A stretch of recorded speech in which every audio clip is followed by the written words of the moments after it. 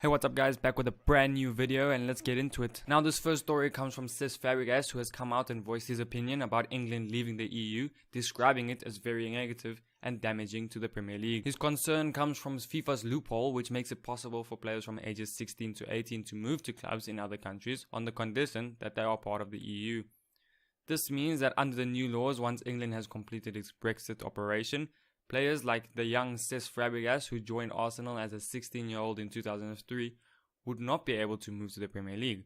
Instead, he would have to wait 2 more years, making him then 18 and able. Now, I was first a bit confused at this and still not 100% sure, but wouldn't they still qualify because 3 years after their 18th birthday they would be 21? But that might not be the case. I found this, which states, clubs will be able to supplement their squads with unlimited additional players under the age of 21 on the 1st of January in the year in which the season commences, which after reading this leads me to thinking that those players will actually only be registered for the first season on the 1st of January of the year they'll be turning 19, unless their birthday is on January 1. Arsenal goalkeeper Petr Cech also voiced his frustration, tweeting out this: "It looks like the biggest decision in the history of the country was made based on fake campaigns and lies." Cech's tweet was aimed at Nigel Farage, the politician, after he told the public that the £350 million they pay to the EU every month would be available to spend and help the country, which after the votes were cast ends up saying this: "A week we send to the EU, which we will no longer send to the EU. Can you guarantee that's going to go to the NHS?" No, I can't. And in our next story, following Lionel Messi's shock retirement from international football following Argentina's Copa America final loss to Chile once again, Diego Maradona came out pleading to Messi to change his mind about retiring. He said this: "Messi has to stay in the national team. He will go to Russia in form to be a world champion." Basically saying Argentina will win the next World Cup. Maradona was not the only one to speak about Messi's decision to leave, with Suarez saying he is confident Messi will change his mind, but regardless, he will still be the best ever. One teacher has taken it on herself to persuade Messi to continue playing for Argentina, which made waves all over Argentina. Here's a paragraph that I think sums up the letter she sent. "Please do not quit. Don't let my students think that this country only cares about winning and coming first. Do not show them that no matter how successful you are in life, you will never manage to keep the rest happy. And worse still, do not make them feel that they must live to make others happy.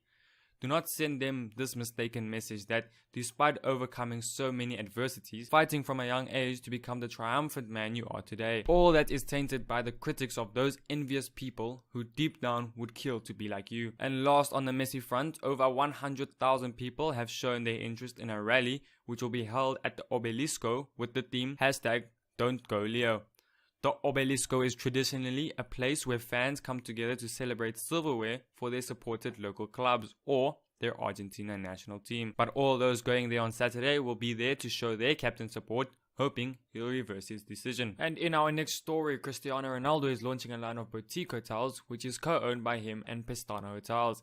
It is said that the 3-time Ballon d'Or winner has dumped more than $40 million into the range of hotels, which will have one in Madeira, Lisbon and New York.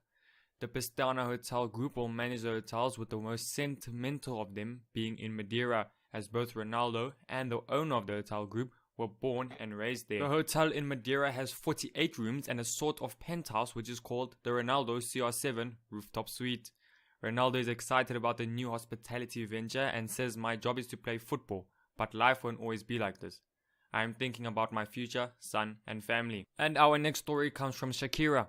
After Shaqiri's late absolute crack of a goal for Switzerland, Shakira saw an opportunity for a well-worded tweet, tweeting out this: "The first time in history that a couple both score goals in the Euro Cup, Piqué and Shaqiri." I must say I did find this quite funny, so I think we'll let her slide on addressing the Euros as the Euro Cup. Now for a quick transfer news recap.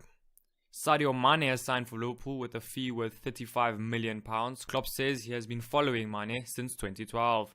Unai Emery has signed a 2-year contract with PSG, leaving Seville after having won back-to-back European titles with them. Higuain might be leaving Napoli after his brother revealed he will not renew his contract. And lastly, Manchester United have made an improved offer for Mkhitaryan, apparently to be worth £35 million. And that's it for the news today, guys. Thanks for watching. Leave a like if you enjoyed, subscribe for more, and remember, keep it happy, keep it football.